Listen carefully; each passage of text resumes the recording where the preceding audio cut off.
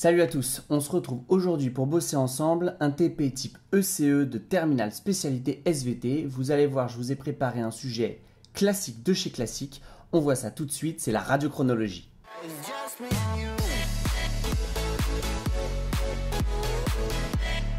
Alors pour rappel, dans la partie géologie cette année, vous avez étudié la datation. Il y a deux types de datation, la datation relative et la datation absolue, et c'est sur ce TP que va porter notre manipulation. Le jour de l'ECE, tu tires ton sujet au sort et quand tu arrives dans le laboratoire dans lequel tu vas composer pendant 1 heure, je te rappelle, eh bien tu as tout un tas de documents et une partie du matériel qui t'attend. Donc j'ai imaginé un TP de type ECE et vous voyez, je l'ai intitulé ici les 2 granites bretons. Donc les sujets se présentent toujours de la même manière. Tout d'abord, une mise en situation et les ressources. Donc ici, on est dans la région de Perros-Guirec en Bretagne où on peut observer différents massifs composés de granit, dont la composition minéralogique est légèrement différente. C'est le cas de 2 granites appelés G1 et G2. Problématique, elle est là. On cherche à déterminer si la formation de la croûte bretonne a connu pour G1 et G2 un seul ou 2 épisodes orogéniques. Je te rappelle que ce qu'on appelle un épisode orogénique ou une orogénèse, c'est le phénomène de formation des chaînes de montagne.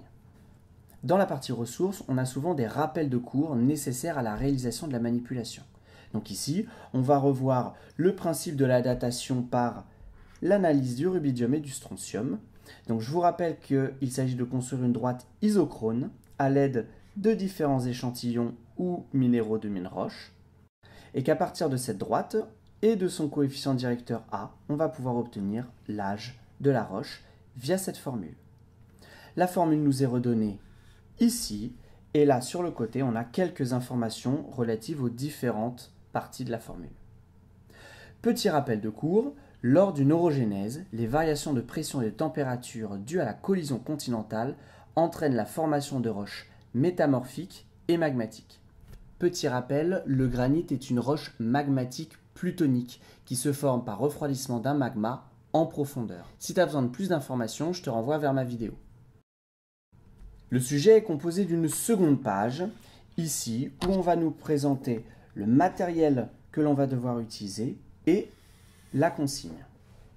Avec bien sûr des consignes de sécurité, quelques précautions de manipulation, et ici on nous informe qu'on peut utiliser, si on le souhaite, un dispositif d'acquisition et de traitement d'images. On a aussi la fiche générique des consignes, et dans le cas d'aujourd'hui, on a aussi la fiche méthode du logiciel qu'on va utiliser.